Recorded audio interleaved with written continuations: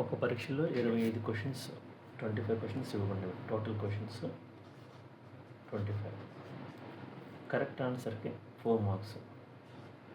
Correct ఆన్సర్కి 4 marks add అవుతాయి. Wrong ఆన్సర్కి -2 డిడక్ట్ అవుతుంది. లక్ష్మి అన్ని ప్రశ్నలకు జవాబు రాసింది. టోటల్ మార్క్స్ ఆబ్టైన్డ్ ఎన్ని 76 మార్క్స్ తనకు వచ్చాయి. అయితే ఎన్ని కరెక్ట్ ఆన్సర్స్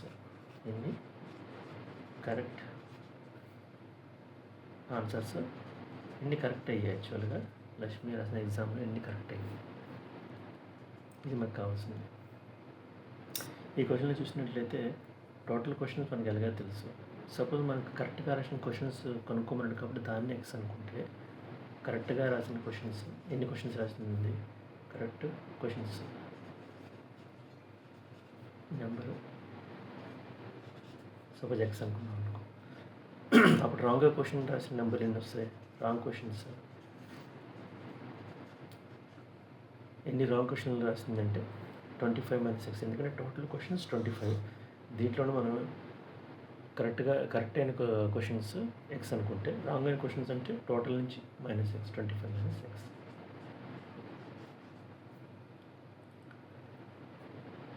మనకి టోటల్ మార్క్స్ 76 మార్క్స్ ఎలా వచ్చాయి, టోటల్ మార్క్స్ ఎలా వస్తాయి,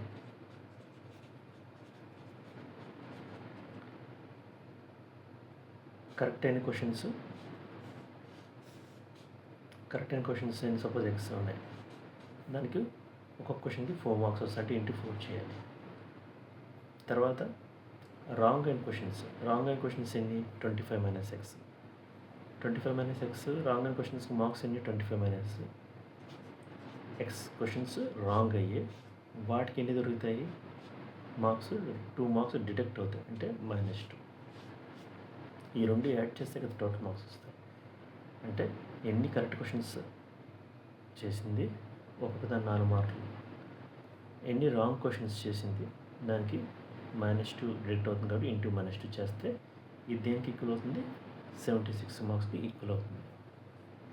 అప్డేట్ అవుతుంది 76 = 4x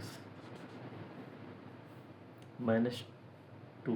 దీన్ని మల్టిప్లై చేసేటప్పుడు ఈజీగా ఉండడానికి -2 నీటి పెట్టుకుంటే 25 - X పెట్టుకుంటే ఈజీగా మల్టిప్లై చేయడం అవుతుంది. 76 = 4x -2 × 25 అంటే -50 -2 × -X అంటే +2x. -2 × 25 అంటే -50 +2 × X 2x. 76 4x 2x అంటే 6x అవుతుంది, -50. ఎక్స్ ఒక దగ్గర నెంబర్ ఒక తెచ్చుకున్నట్టయితే ఈ నెంబర్ మనకి తెచ్చుకున్నట్టయితే ఏంటవుతుంది, 76 -50 వస్తే +50 అవుతుంది, = 6x. ఇది 126 అవుతుంది, = 6x. x = 126/6 అంటే 6 2 1 అంటే తను 21 క్వశ్చన్స్ రైట్ చేసింది. ఇది ఆన్సర్.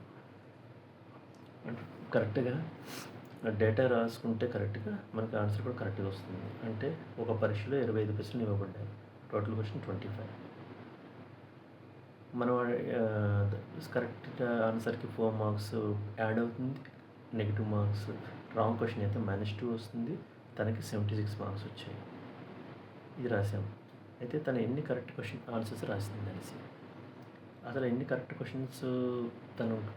క్వశ్చన్స్ కరెక్ట్ అయ్యాయి అది మనకు తెలియదు కాబట్టి దాన్ని ఎక్స్ అనుకుంటాం. Total questions 25. టోటల్ క్వశ్చన్స్లోనే ఎన్ని క్వశ్చన్స్ కరెక్ట్ అయ్యాయి మైనస్ చేస్తే 25 చేస్తే ఎన్ని క్వశ్చన్ రాంగ్ అయ్యాయి కూడా వస్తుంది. కరెక్ట్ క్వశ్చన్స్ మనం ఒక్కొక్క దానికి 4 మార్క్స్ వస్తాయి కాబట్టి దీన్ని 4 చేత మల్టిప్లై చేసాం. రాంగ్ క్వశ్చన్స్కి -2 డిడక్ట్ అవుతుంది కాబట్టి ఇవన్నీ ఉన్నాయో దానికి ఇంటూ -2 చేసాం. అప్పుడు ఈ రెండు కలిపితే తనకి 76 మార్క్స్ వచ్చాయి. కరెక్ట్ క్వశ్చన్స్ ఎక్స్, ఒక్కదానికి 4 మార్క్స్ అంటే 4x. రాంగ్ క్వశ్చన్స్ అన్ని 25 - X, ఒక్కోదానికి -2 డిడక్ట్ అవుతుంది కాబట్టి దీన్ని మల్టిప్లై చేసాం.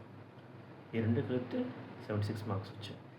76 equal to 4 into X minus 2 into 25 అంటే -50 -2 ఇంటూ -x అంటే +2x ఎక్స్లోకి దగ్గర తెచ్చుకున్నాను. 4x 2x 6x -50 అటు వెళ్తే +50 అయింది. 126 equal 6x x equal to 126 + 6 అంటే 21 వచ్చింది. ఇలా చేస్తాం.